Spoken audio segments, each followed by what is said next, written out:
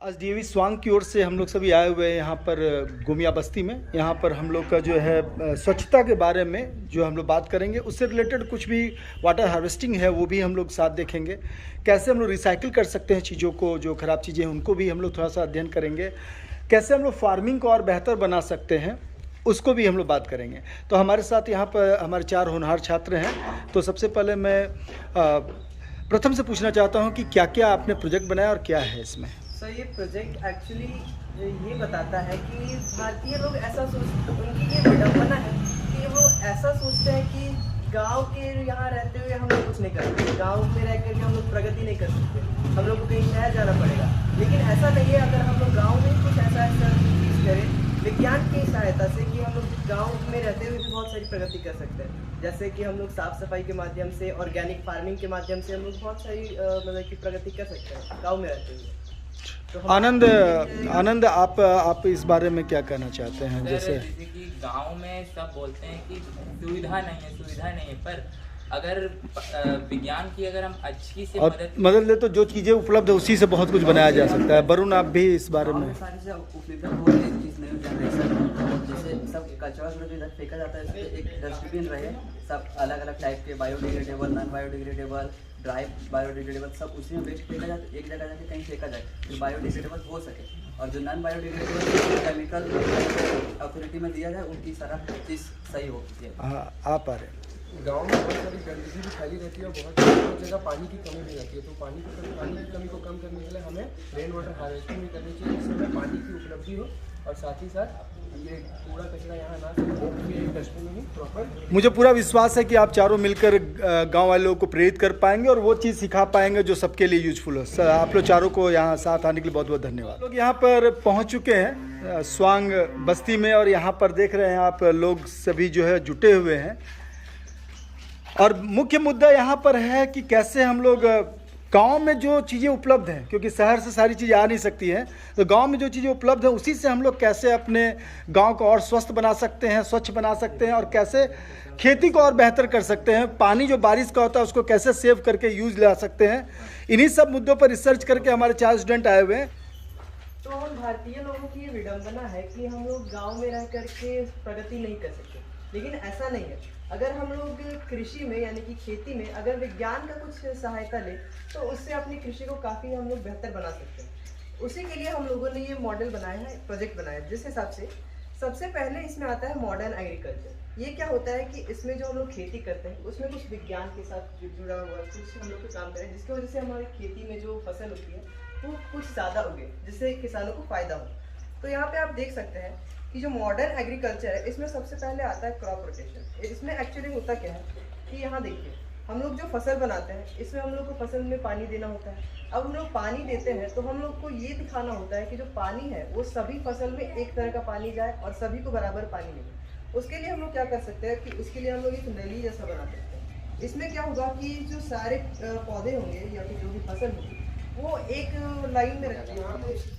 ऐसे समतल जमीन को यहाँ पे ऐसे जमीन को उठा दिया गया है और नीचे पानी को इकट्ठा किया गया है। यहाँ चारों तरफ 4 दीवारी जैसे करके थोड़ा सा, अब इसको थोड़ा सा क्लियर कर देते हैं। इसमें अगर जैसे बहुत खर्चा नहीं करना है तो आपका कोई भी जमीन है ना, उसका कहीं ना कहीं ढलान होता ही।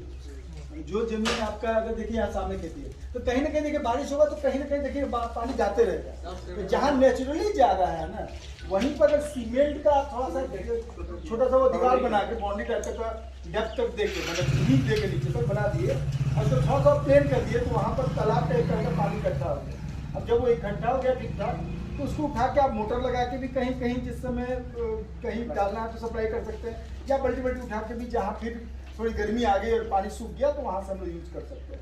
तो देखना ये होगा कि नेचुरली कहाँ है, क्योंकि बनाना बहुत मुश्किल है, लेकिन नेचुरली कहीं ना कहीं ढलान होता है। तो जहाँ होता है वो वाटर हार्वेस्टिंग आसान होता है। ऐसे छतों पर भी हम लोग, जैसे हम तो खुद किए हुए हैं, हम लोग ये भिंडे की अच्छा जानते हैं, हम लोग वहाँ पर पानी बहुत कम आता था तो हम लोग क्या करते थे, छत पर जब भी बारिश होती थी तो वहाँ जहाँ पानी ढलान है वहीं पर एक मोटा सा पाइप लगा दिए थे और हम लोग का टब में लगा हुआ था, क्योंकि पानी की कमी के चलते इनको बहुत परेशान भी किए हैं बीच में हम लोग। तो ये कभी कभी गाड़ी भी भिजवाए, बहुत दिन पानी नहीं चलता तो अपना गाड़ी भी भिजवाए हैं।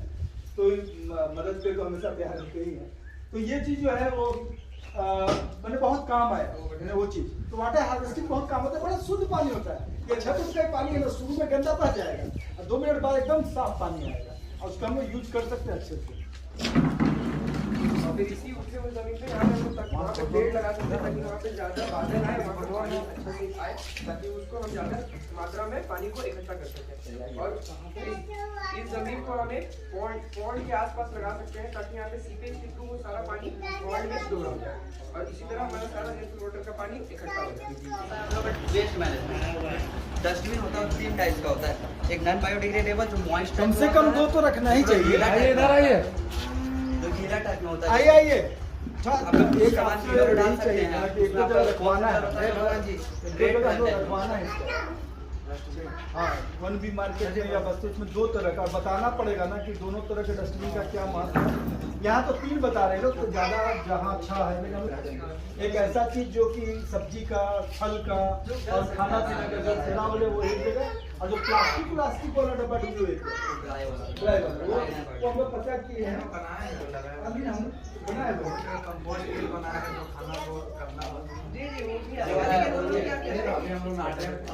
और जो प्लास्टिक है वो भी जमा करके एक जगह, वो BDPS में है रिसाइकल प्लांट, तो वहाँ पर हम लोग पहुँचा सकते हैं।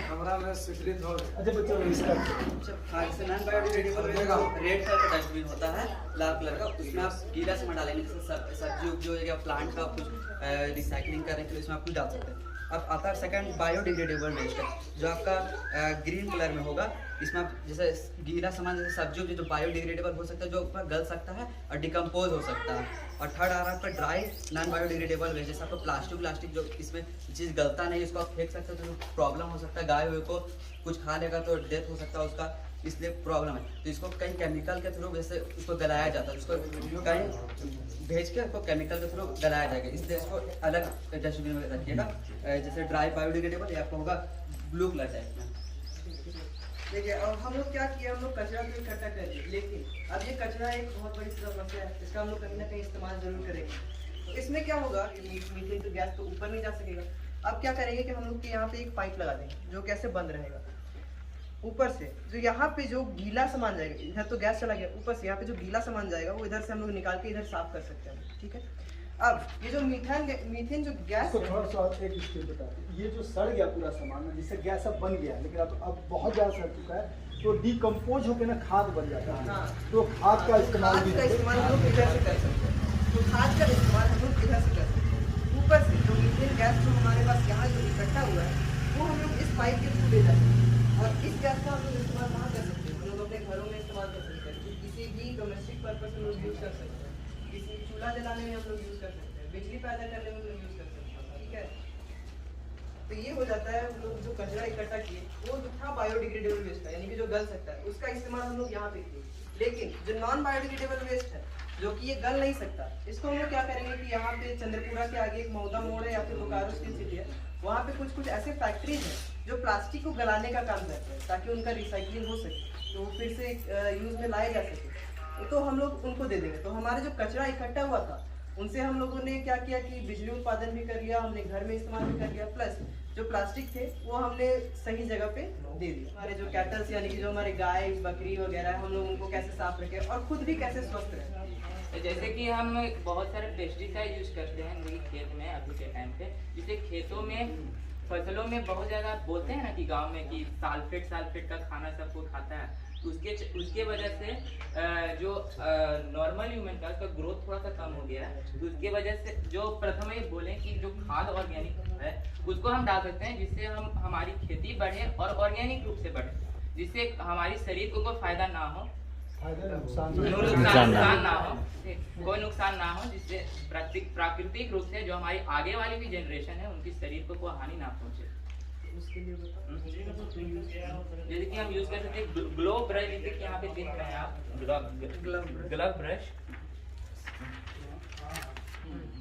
ग्लव ब्रश जैसे कि यूज कर सकते हैं कि अब इसके देखिए क्या यूज है। ग्लव लगाए तो ग्लव्स लगा के हम लोग काम करते हैं, तो उसमें उंगली में फ्री है, काम कर रहे हैं, लेकिन कोई चीज़ अचानक साफ करना पड़ता है, तो साफ करने फिर अलग से कोई चीज़ पकड़िएगा ना तो पकड़ना थोड़ा मुश्किल रहता है। इसमें ग्लव में ही ब्रश लगा रहता है, जैसे कहीं भी जो गंदा है तो उसको मार दिए तो ब्रश से साफ भी हो गया और ग्लव्स भी है, दोनों चीज़ एक साथ है। और भी बहुत सारे टूल्स है, लेकिन यहाँ पर बोलना ये है कि सफाई मतलब होता है कि हम लोग इस तरह इस ढंग से सफाई रखें जिससे कि हेल्थफुल भी रहे।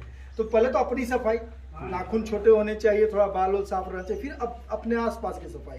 कोई सोचता है ना कि अपना घर कचरा उठा के दूसरे के पास फेंक दिए, तो ऐसा नहीं कि कीटाणु वहाँ पैदा होगा तो बस उतना ही दूर रहेगा, वो उठेगा तो आपके मच्छर पैदा होगा तो आपके भी घर आएगा।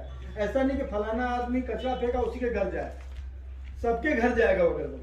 तो हम लोग सबकी कलेक्टिव रिस्पॉन्सिबिलिटी कि हम लोग सफाई ऐसा रखें जैसे डस्टबिन हम लोग जगह जगह 2 तरह का रखें, तो अब गीला डस्टबिन को हमारा ये जो पार्क हो गया, यानी कि जो हमारा खेती होगा, तो हम लोगों ने तो ये समझ लिया कि क्या मतलब कि करना है, कैसे करना है, लेकिन वो कहाँ पे होंगे बस पर लास्ट पे हम वो सिखा देंगे। ये वो जगह था जहाँ पे हम लोगों ने कहा था कि यहाँ पे कुछ ट्रीज जो प्लांट करेंगे, मतलब पेड़ पौधे लगाएंगे, वो यहाँ पे लगाएंगे जहाँ पे ज़मीन थोड़ा सा उठा रहेगा।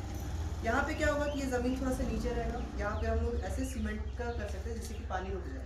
प्लस यहाँ पे कुछ अगर हम लोग ये जो है वो करते हैं अगर तालाब के आसपास, तो यहाँ पे तालाब बन जाएगा। प्लस यहाँ पे हम लोग क्या कर सकते हैं, यहाँ पे डस्टबिन लगा सकते हैं, 1 2 3 डस्टबिन, और जहाँ पे डस्टबिन होगा उसी के पास में बायोगैस प्लांट होगा, ठीक है।